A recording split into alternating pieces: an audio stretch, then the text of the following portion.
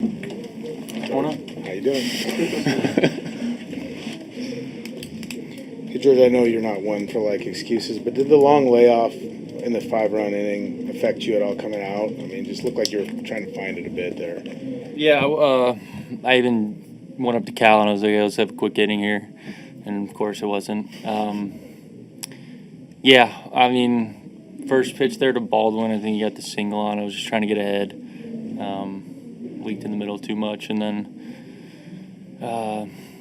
at that point, I mean, I was just trying to limit the damage there. I thought he did a good job at that after it maybe bases loaded, I forget. But yeah, I would have liked to get a little quicker out of that inning there, but I'm glad I bared down and didn't make it as bad as it could have been. So when your pitch count takes a huge jump like that and you're trying to get deep, can you tell yourself, "Oh, I got to be more efficient," or you just got to do what you normally do? I mean, yeah, just keep going out there and trusting. I feel like the more I tell myself that, the more I'm just gonna keep kind of aiming the ball instead of just throwing it into a spot. So yeah, just kind of trust it. The fact that you only gave up the 1 run, even though you threw 30 pitches and then were able to get through 6, I mean, what do you take away from the totality of the outing? Yeah, I'm just really glad Dan gave me the opportunity to go back out for the 6th, and yeah, I just want to go as deep as I can, and I knew I had to, after the 4th with 70-something pitches or whatever it was, I knew I just had to kind of just bear down and, try and get through 6. Yeah, I don't know. It seemed like you were getting into the secondaries pretty effectively tonight. I think you had 19 whiffs total, but most of them coming on the slider and the curve. Just how much more effective have those pitches gone as you've gone on this season? Yeah, curveball's been feeling great.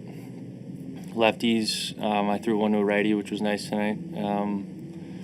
But yeah, I'm really just focused on not throwing that pitch in the zone whatsoever. Just making it look like a strike for as long as possible. And, whether it's 0-0 or 0-2, 1-2, I'm going to try and land it in the same spot, kind of back foot right there to a lefty. So, yeah, I'm working at that pitch a lot to try and get that to be a swing and miss weapon. So it seems like it's a lot easier said than done because we know how much you love throwing strikes, but just how much conviction have you had with that approach and to see the results that you've been getting with it? Yeah, I think kind of thinking as the dirt as the strike zone for that pitch. Kind of I've been just freaking hammering it every week, bullpens, catch play. That's kind of my thought with it. Right there, that's a strike. That's where I'm going to throw it every time. So, yeah, I'm just glad I was able to execute it.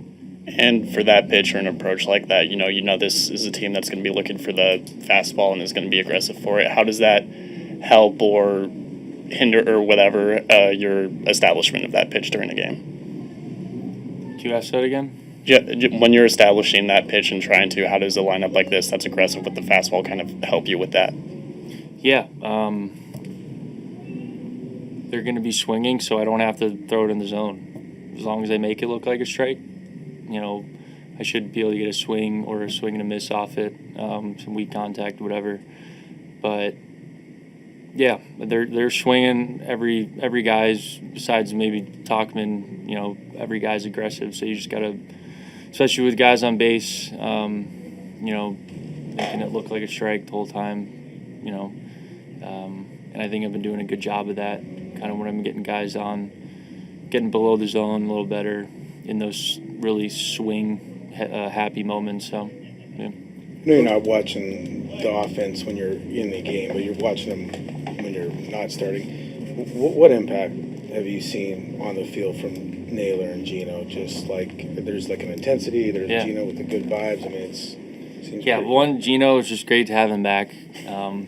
He's, no matter what mood he is in, he always is in a situation to help the team or whatever it is. But yeah, having Josh, he's a true leader, man. I mean, the stuff he does on the field, just on the base path, or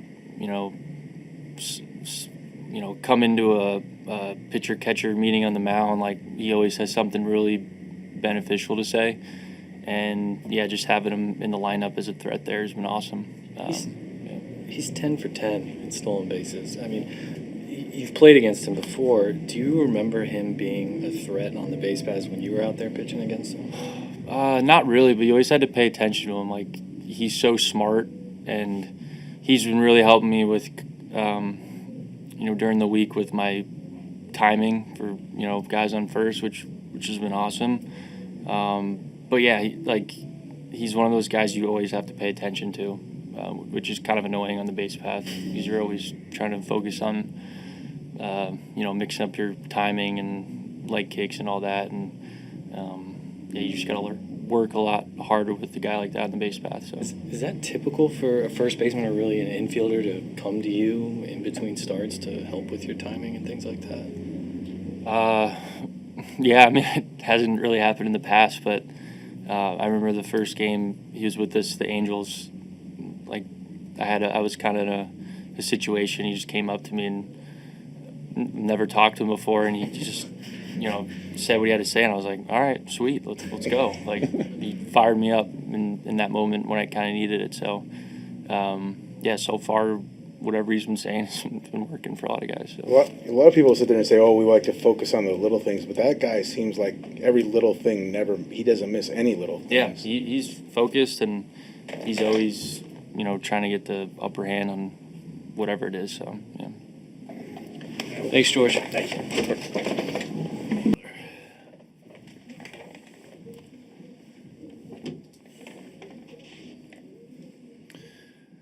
Really nice ball game tonight. Another one to get that second game, big for us, and give George a lot of credit getting us 6 innings there.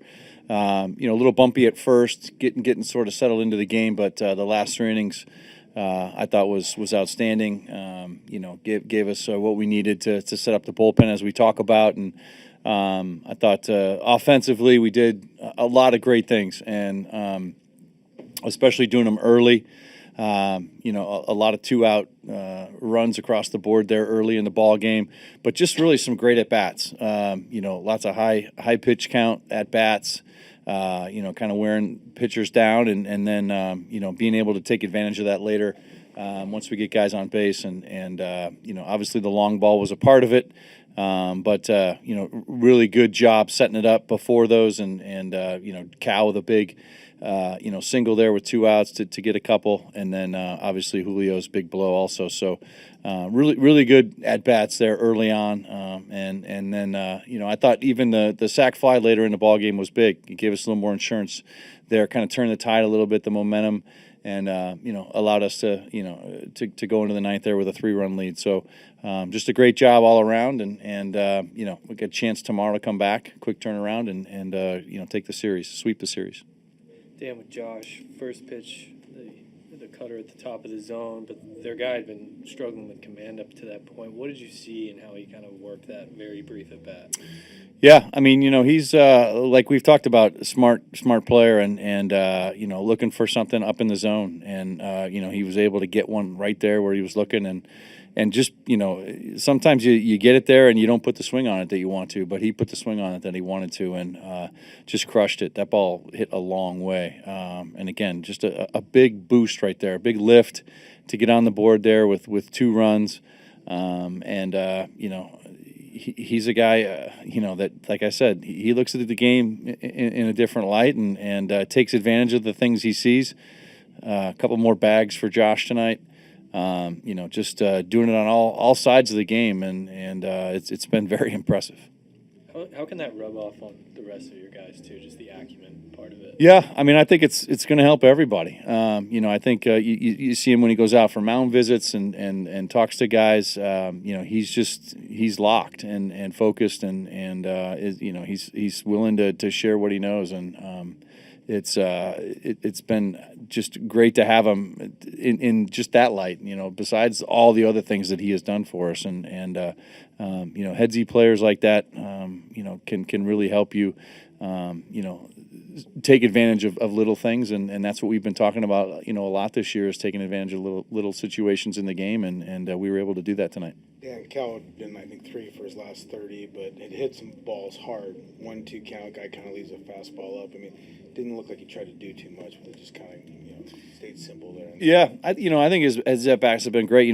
That his last at bat, he drove that ball to left field. I thought he hit that ball in the numbers. He hit the ball in the numbers a couple times last night with nothing to show for it. So, I feel like he's back to where he has been and finding barrels and I think the key is obviously when you get in those. Kind of runs. You just you want to try to do too much, and I think that's the key is just not trying to do that. And I thought the last several games he's been right back where we've seen him, and what he like we've talked about what he does for us behind the plate. I thought he did a really nice job with George tonight. I thought they really went with the game plan, and this is an explosive team offensively. They've got a lot of pop, and they can hurt you quickly, and we've been able to keep them pretty quiet here the first couple games. On that note, you talked about yesterday how good of a fastball hitting team they are. We know George likes to establish that and then work his secondary stuff off of it.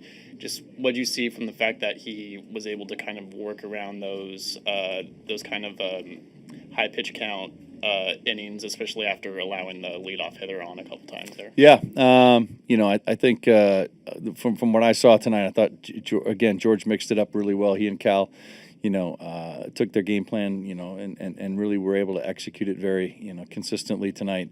I thought George had good secondaries tonight. Some good curveballs just below the zone. Got a lot of swing and miss with that, especially with the left-handed hitters.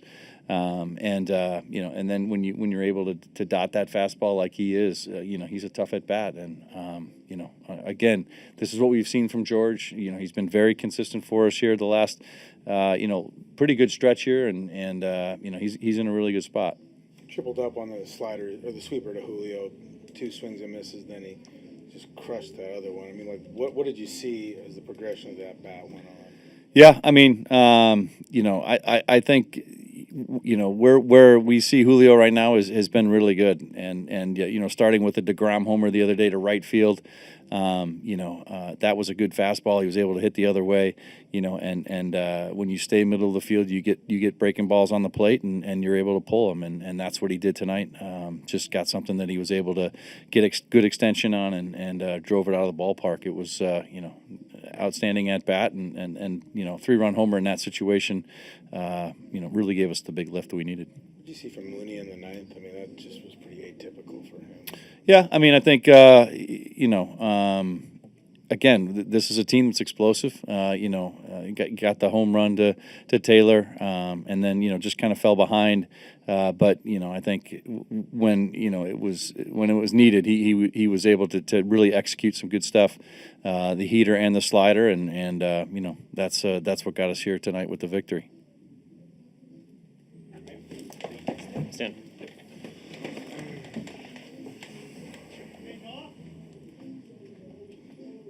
How much have you appreciated how much they're allowing you to run wild on the base paths out there?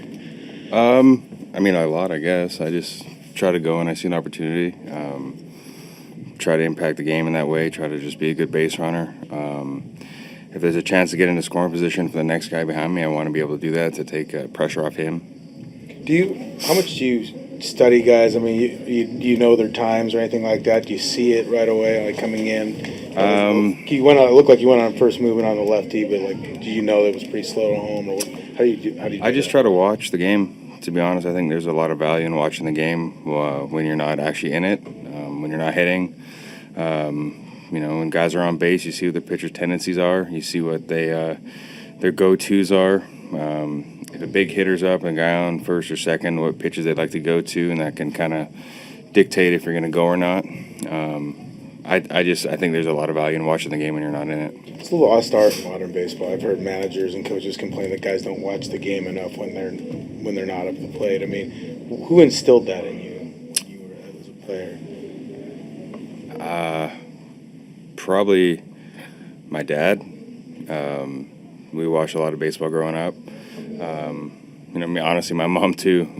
My mom's still learning a lot about the game too as she grows. But I think just my dad and understanding the game, understanding the moments here and there, understanding how you can impact it, seeing different kind of situations arise and what players do in those situations, how to capitalize, really just how to help the team win. If I can get on second base with Gino up, that forces him to just hit a single now instead of a double in the gap. It takes a little bit more pressure off him, puts a little more pressure on the pitcher to make pitches, because if you walk Gino, now it's first and second, now you're there's no more pressure on you. And then, if I can become a stolen base threat and Gino's right behind me, now it can be second and third, one out possibly, infield in, more pressure on the pitcher, more chances he's going to make a mistake. We have such a deep lineup and such great hitters. It's kind of like the other night when me and Gino did the backside steal and I stole third, and Polanco's up now, infield in. Now he doesn't have to, really hit it as hard as he needs to. He just need to put it somewhere where the infield isn't, and that's 2 runs scored. And it's 2 runs on the board for us, and now it puts a little more pressure on the other side. Yeah, people don't understand the value of 90 feet sometimes. There's a lot of value in 90 feet. How much collaboration have you had with Eric Young about that, just when you're on the base pass, the first base coach, since you've been over here? He's great at what he does. I think I give a lot of credit to Sandy Alomar and McKay and at the D-backs. I was able to spend a lot of years with Sandy, and then a spring training and have a season with McKay.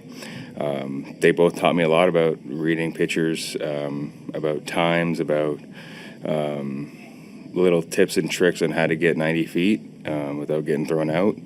And then I think just being willing to take the risk, being willing to take the risk of being thrown out. And, that catcher has to make a perfect throw. He has to transfer perfect. He has to get in a perfect position to throw the baseball. The pitch has to be somewhere where he can transfer it properly. There's so many little things that the catcher has to do, and along with the pitcher, to throw that runner out, as you saw tonight. Especially, you ambushed the first pitch.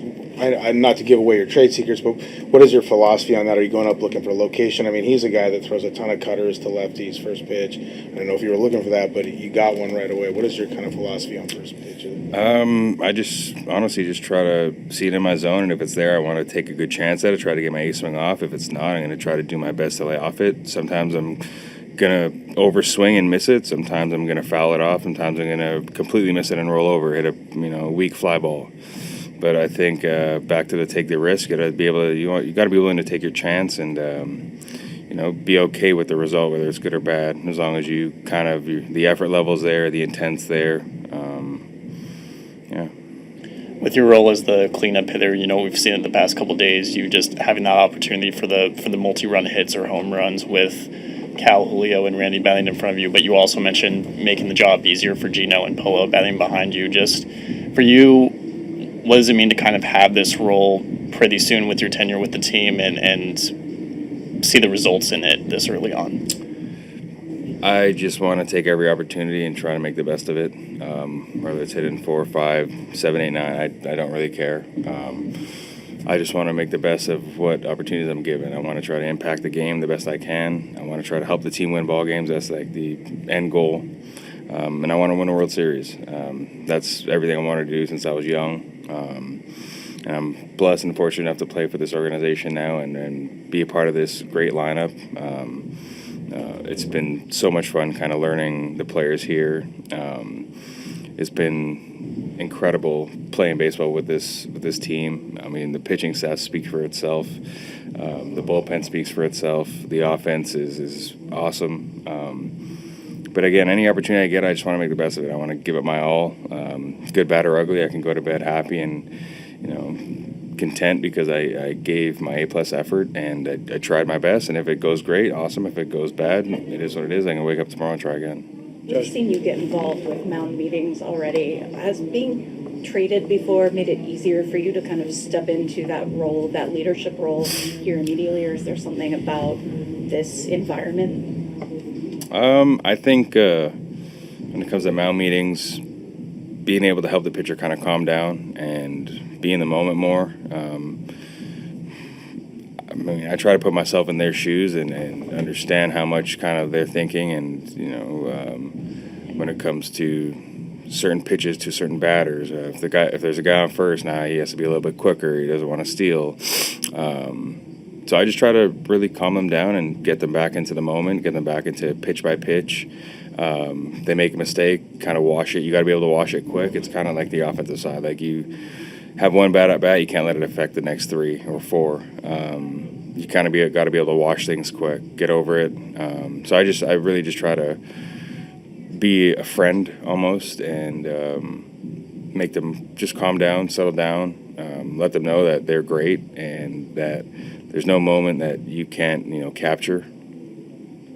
Josh, I know the World Series is a goal, but individually, you're within striking distance of a 2020 season. I mean, is that something like an achievement that would be pretty cool for you to be able to get to? I personally don't really think of individual accolades. I mean, it's great. Don't get me wrong. I'm blessed and fortunate to, if that possibly happened, that'd be awesome. But I just want to impact the game the best I can for this team, this organization. I want to try to make it easier for the guys behind me. I want to try to make it easier for the guys in front of me.